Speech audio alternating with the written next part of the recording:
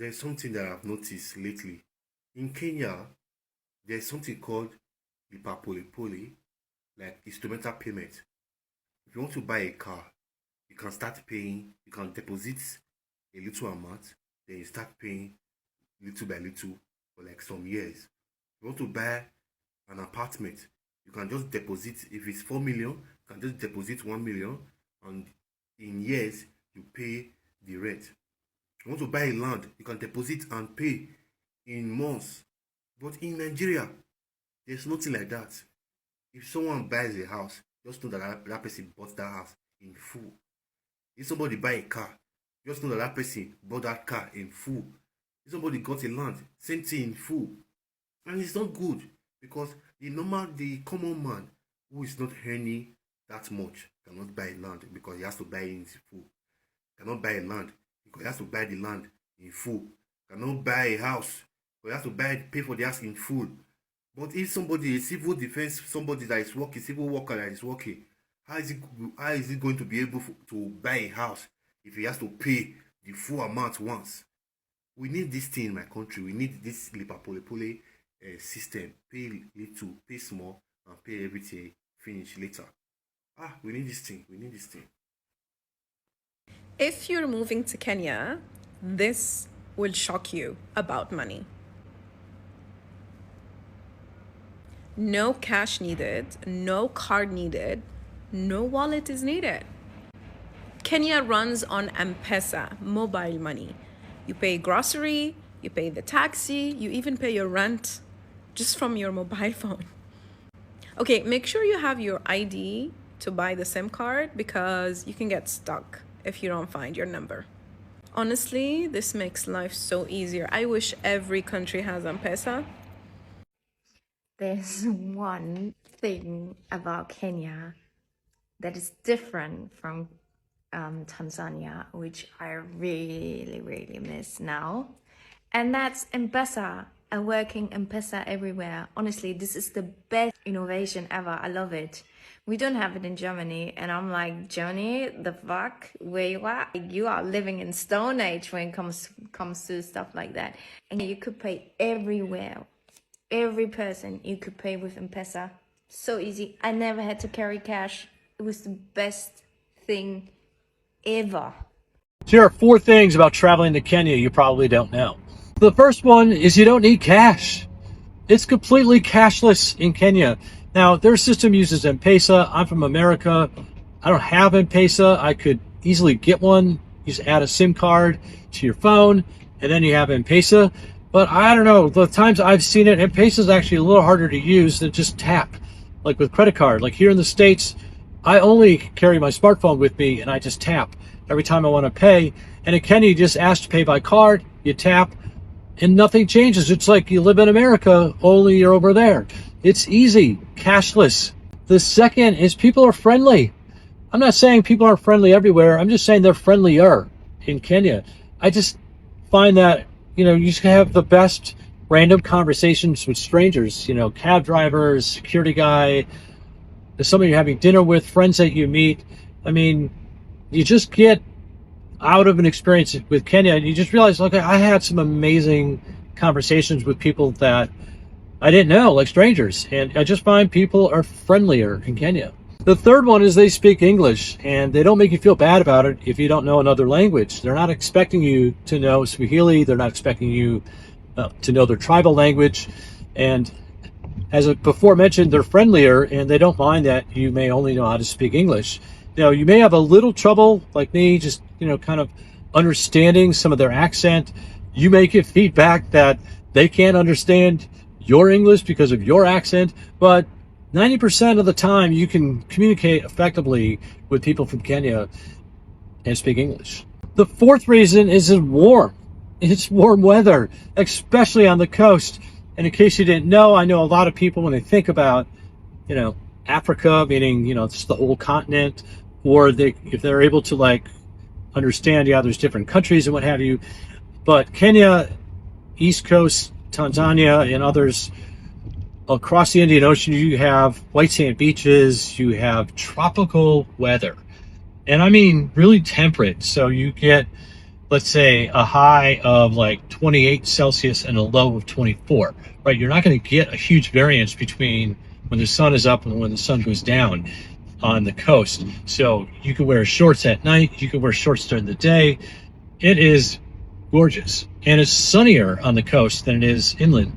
So if you love warm weather, right now in towns like Mombasa and Malindi and Diani, what have you, it's hot, like legit hot during the day. But I love that. I live here in LA. This is about one of the warmest places you can live in the US.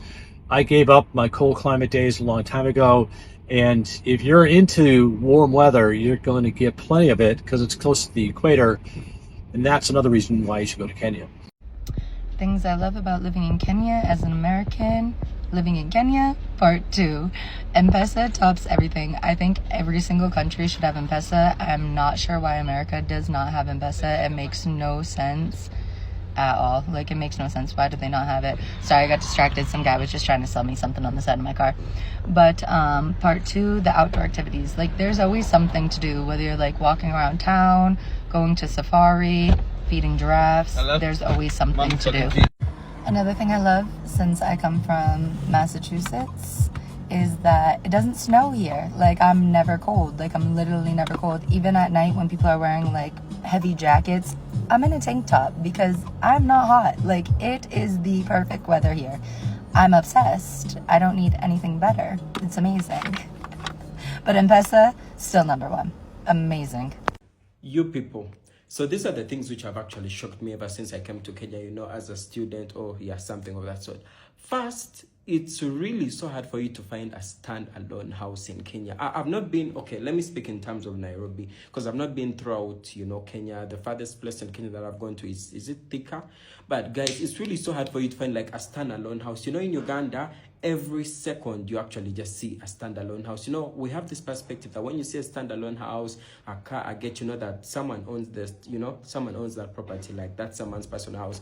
But in Nairobi, you're going to find apartments. Each second you turn your neck like this, all you see are apartments. So it got me thinking, like, do people in Kenya actually like own houses personally? I'm not speaking it out of like in a bad way or something, but it's really something that I keep asking most of my Kenyan friends, like, do people in Kenya actually own houses? Because you can move miles and miles and you cannot find a standalone house. All you're going to find are apartments.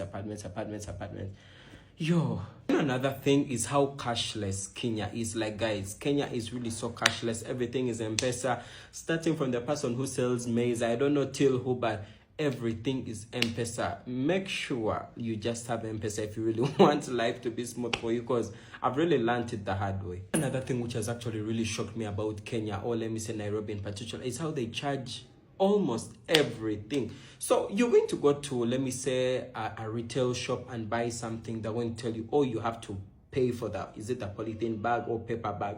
Name it. You actually have to buy it, because I'm used to this incidents in Uganda that when you go to a shop or even a supermarket and you buy something, you're actually given the paper bag or polythene as a gesture of, thank you for buying from us. But here you're going to pay for it. You're really going to pay for it, because I've gone to supermarkets, I've gone to retail shops, I'm actually charged. And I used to see people often carrying their own bags to the supermarkets, to the retail shops, and I'm like, yeah, where are these people, bothering, their time, moving with all this? They would give them at the shops till it was my turn, and I actually had to pay for it. Because even the lady really told me that in Kenya, we charge for almost everything. But since you're new, I'm going to give it to you, for free. So they gave me the first time free, but the other days, Buana, I've been paying for everything. Another thing is the I don't care policy in Kenya is top notch. Like, people, it's like the policy here is do your own thing, I do my own thing. Don't bother me, I don't bother you. Because I've really seen like people mind their own business. You can literally be doing I don't know, and people won't care. Because most of my friend told me a story of one time how someone's motorcycle was actually stolen, and everyone just continued doing their own thing, like no one bothered. Because in it's such an incident in Uganda whereby someone is being stolen, unless you go and find people who will actually try to run after the person or do something. Here it's upon you. Like, I really learned it the hard way. Like, it's like people really just don't care. Another thing which has actually shocked me when it comes to that, let me say, tertiary or schools or university, I'm so shocked that Kiswahili is so widely used that it's totally used everywhere. And I'm not saying that it's a bad thing or anything, but when you come to Uganda, yes, people use Luganda, but when it comes to schools, it's English, and I mean English. You'll only find a little bit of where like our teachers will pitch in some Luganda there, but it's most time like 90% is English. But here, Kiswahili is everything. You're gonna be in the university group, all you see is Kiswahili. Unlike Uganda, where university groups or anything communication, it's all English. You people, it's really been hard to even understand what's in the group, because sometimes an important communication can be passed and all of it is Kiswahili. And people, like, it's really so fun. Like, Kenyans really get so shocked whenever you tell them that Ugandans don't speak Kiswahili, because they're like, Uganda, you don't speak Kiswahili? What? Like, it shouldn't be like a shock by now. Like, amongst all East African countries, it's only Kenya and Tanzania that speak Kiswahili. Every time you guys have really answered that question many times, why don't you speak Kiswahili? And I'm like, we don't speak Kiswahili, you people, we don't. Yo, the thing which has actually shocked me in Kenya, or let me say Nairobi, is how people drive. You people in Uganda, yes, we have traffic, and traffic like can take long to get done. Here, yeah, traffic comes and goes, but the driving, you people, like, it's like people in a competition. Everyone wants to go faster. Everyone wants to do this, and everyone. Yo, if M-Pesa had come to Nigeria, they would have left Kenya. More people. No. You are wrong. 101,000% wrong. If M-Pesa was introduced in Nigeria at the time that it was being introduced in Kenya, first of all, M-Pesa as a concept would be dead to the world. It would be dead because this guy is making the same elementary mistakes. The same elementary mistakes that somebody who has done strategy 101 needs to be aware of. And that is even both the marketing concept and the consumer. It's the same mistake that Equity Bank made when they were trying to introduce Equitel, hoping to beat M-Pesa and even to beat Safaricom. So I'm going to explain this both for the Kenyan audience, but also to bring out the elements of Nigeria that make this declaration to be false and to be untenable and to be something that should never be put out in anywhere there is a strategy discussion. First of all, full disclosure. One of my clients wanted to know how good my strategy and analysis were. So he asked me to give a whole thesis, like an explanation why Equitel failed while M-Pesa succeeded. And therefore, I do have quite an in-depth research on this matter and an understanding. So I'll draw from things that I know of, and I think I may have published that on my Patreon page. Might be free for consumption. If it is not and you want to have a look at it, go look at it. Ask me, I'll make it open. Now, out of all this, first, the answer to why it was easier Equitel was unable to capture Equity Bank, who had these 1 million members, and they had all this infrastructure, and they're already a banking system, while this interloper, being a telecom, was coming to diversify in the financial sector. And why they thought they could beat them, and then realized they could not beat them. Why did that happen? That is because Safaricom had two main advantages, and they played them to the max. The first one was the element of P, and a product you have product, pricing, placement, and promotion. Placement, distribution. Their distribution is world class. Let me explain what distribution is, but the second element was they understood their customer's ability to pay, which is something Equity Bank didn't seem to understand, and yet they had the statements of their customers with them day in, day out, all that data, and it cost them. Anyway, so distribution. Safaricom made M-Pesa available to everybody who had a SIM. That is replicable to anybody, any telecommunication company. That is why even Equitel was formed by Equity. Give people SIMs, you assume they'll have money on ability to do M-Pesa on their phone. No, that's not the placement we are talking about. Somebody did not go to level 2. Level 2 was now, once you get this money, you have to withdraw it from an agent, right? That one, they could say, we use our banks, we'll create agents, and so on and so forth. Sure, it is possible, but that's not it. The main one was now transactional distribution. That is your ability to go to the shop and make the transaction. And those transactions and ability for shops to even accept this as their form of payment came from now the consumer metrics, in that Kenyans at that time had absolute trust in Safaricom. Because right now, if Safaricom introduced M-Pesa to the Gen Zs, how is it? They are already doing very poorly with their internet. But at that time, the Gen Zs, the millennials ourselves, the Gen Xers, the boomers, everybody had grown in an area where the banking system had been against the people. We had revolted against the banking system. We had created an outside banking system, chamas, harambes, everything. And then here comes a savior with a product that is in our hands. We used it. That was the first consumer behavior, in that we were trusting this brand because it had turned up for us, and so we trusted it 100%. So if it comes to you and tells you can transfer money, that person gets the money and it works. It was proof of concept. You do not need anything else. That's not something you find in Nigeria, by the way. It is on. So trust and Equity Bank don't go hand in hand. That's a fact. That's a perception issue they have never worked through. Number one. The other element is now the microeconomics of it. That's what I was saying. They had the data. They didn't know how to apply it. So in placement, let's first agree. You have the phone, you have the ability to pay, but also to transact. And those people are also willing to reciprocate. Willingly, without being questioned, without being urged. So that by the time it was saturating the market, Safaricom and M-Pesa was everywhere. And they invested a lot in that infrastructure. Getting tills, getting all these elements. Mpaka sasa ni poti ya biashara. Like, that's how much they have really sliced that pie. Now, when you go to consumer metrics, that is the ability. Remember, a consumer must be willing and able to pay. The consumers of Equity might be willing to pay, but they're not able to pay when it comes to M-Pesa. Now, the M-Pesa payment ecosystem is this way. Money comes to me as grace. I pay my workers, I pay school fees, I do things, I transfer money. And sometimes I even now pay higher bills, insurance, whatever. Like, I'm a center of circulation. The money that is going to shags, for example, to your relative, it goes to the final consumer, to the final seller, stockist, whatever. Ni ya kununua mboga, kufanya nini, like it's already going to a source. When the money comes, it stays on my M-Pesa. Here, it is withdrawn, it goes. So there is no much circulation. And these are the main customers of Equity Bank, the main ones. Therefore, there was no way of money circulating through these customers. When you get your salary, it goes, even sometimes it's salary advance. It's already allocated. You are not an agent of transfer.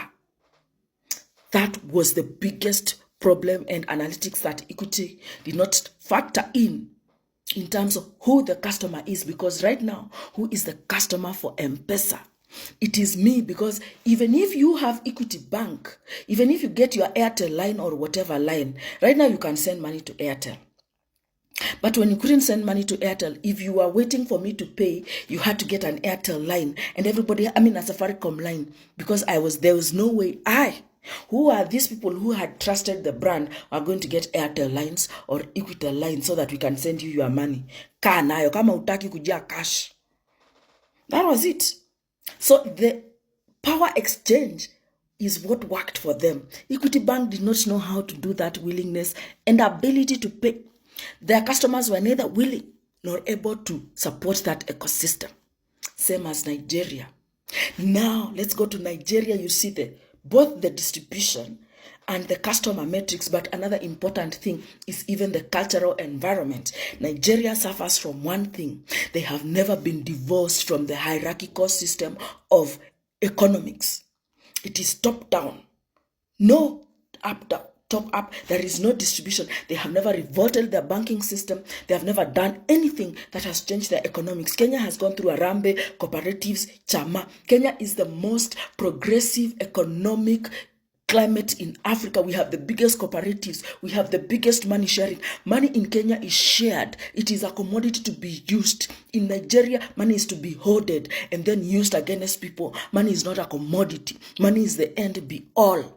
And therefore, money in Nigeria is a very unequal system. Those who have, remember, like I said, did I tell you the bosses are circulating? No. It is the top tier workers, the middle class, who circulate money. In Nigeria, the middle class is still wanting to have the banks, the checks, because there has never been a cultural revolution that made it cool, that made it acceptable, that this bank is exploiting you, and so you need to be out of that system and create your own system. There has never been that revolution, and therefore it will always fail. And the rich are not willing to trust those institutions because they also have not had that center of trust. It's the same thing with Equity Bank.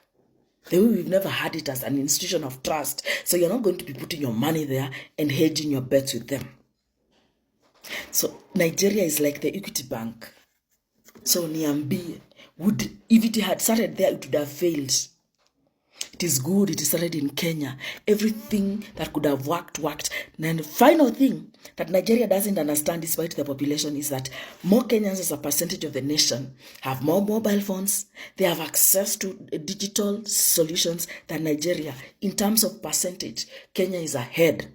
1,000 times ahead. And even when it did not require smartphones, we still had a deeper usage of mobile phones than Nigeria has and ever will as a percentage of the population, even in 2026. So, I hope you have learned something. I'm ready to answer any other questions of strategy. I love this game.